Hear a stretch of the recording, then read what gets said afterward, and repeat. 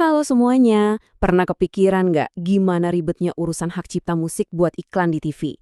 Nah, hari ini kita bakal bongkar tuntas labirin hukum ini. Kelihatannya rumit, tapi tenang aja, kita bakal bedah bareng-bareng biar jadi gampang dimengerti.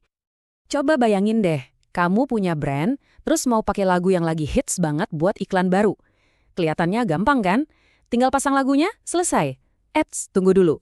Kenyataannya jauh lebih kompleks dari itu. Oke, biar gampang kita langsung masuk ke studi kasus aja ya. Anggaplah ada perusahaan sabun yang mau pakai lagu populer, kita sebut aja lagu A buat iklan TV mereka yang paling baru. Nah, ini dia poin pertama yang super penting dan sering banget orang salah kaprah. Satu lagu yang kamu dengar itu sebenarnya punya dua nyawa hukum yang beda. Yang pertama itu hak cipta, ini buat lagunya sendiri, melodi dan liriknya. Terus yang kedua ada yang namanya hak terkait. Ini buat versi rekamannya, jadi suara penyanyinya, aransemen spesifiknya, itu semua dilindungi. Dan yang paling penting, keduanya butuh izin yang beda-beda. Oke, jadi apa sih izin pertama yang harus diurus sama perusahaan sabun ini? Ingat ya, ini baru untuk tahap bikin iklannya loh, belum ditayangin. Jawabannya adalah hak sinkronisasi. Gampangnya, ini tuh izin buat mengawinkan musik dengan gambar visual.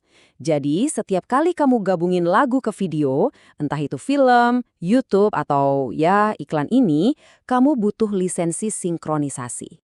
Menariknya nih, dalam undang-undang kita, UU Hak Cipta 2014, sinkronisasi itu pada dasarnya dianggap sebagai bentuk hak penggandaan. Loh, kok bisa? Ya karena secara teknis saat kamu nempelin lagu ke video iklan, kamu itu sedang membuat sebuah salinan baru dari lagu itu dalam format yang berbeda, yaitu format audiovisual. Masuk akal kan? Poin krusialnya di sini adalah, lisensi sinkronisasi ini harus diurus lewat negosiasi langsung, direct licensing. Jadi perusahaan sabun itu harus kontak langsung sama yang punya haknya. Ini bukan sesuatu yang diurus lewat lembaga manajemen kolektif atau LMK.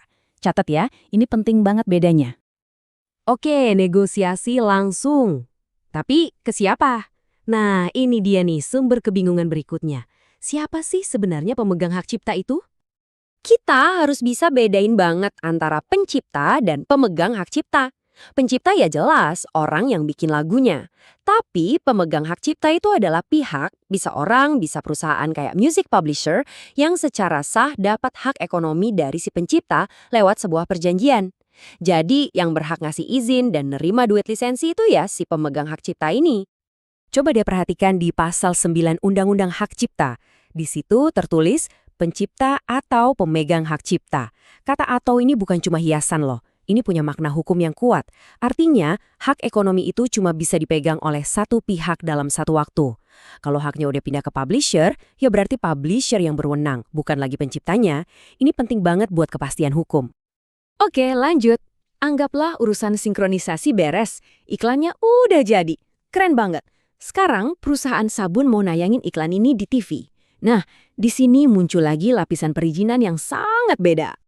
Izin yang kedua ini namanya hak mengumumkan, atau kalau istilah internasionalnya Public Performance Right. Sesuai namanya, ini adalah hak yang mengatur soal penayangan sebuah karya ke publik. Jadi, begitu iklan itu mengudara di TV, hak inilah yang berlaku. Jadi, kalau kita lihat, sistemnya itu ada dua tingkat.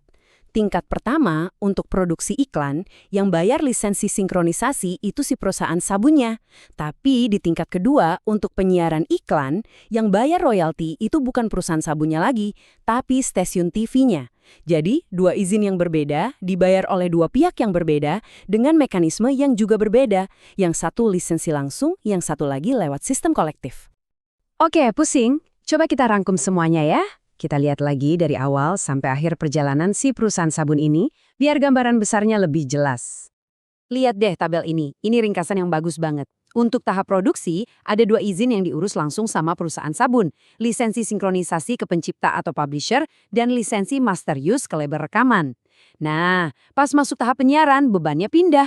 Stasiun TV yang wajib bayar royalti hak mengumumkan lewat sistem kolektif LMK.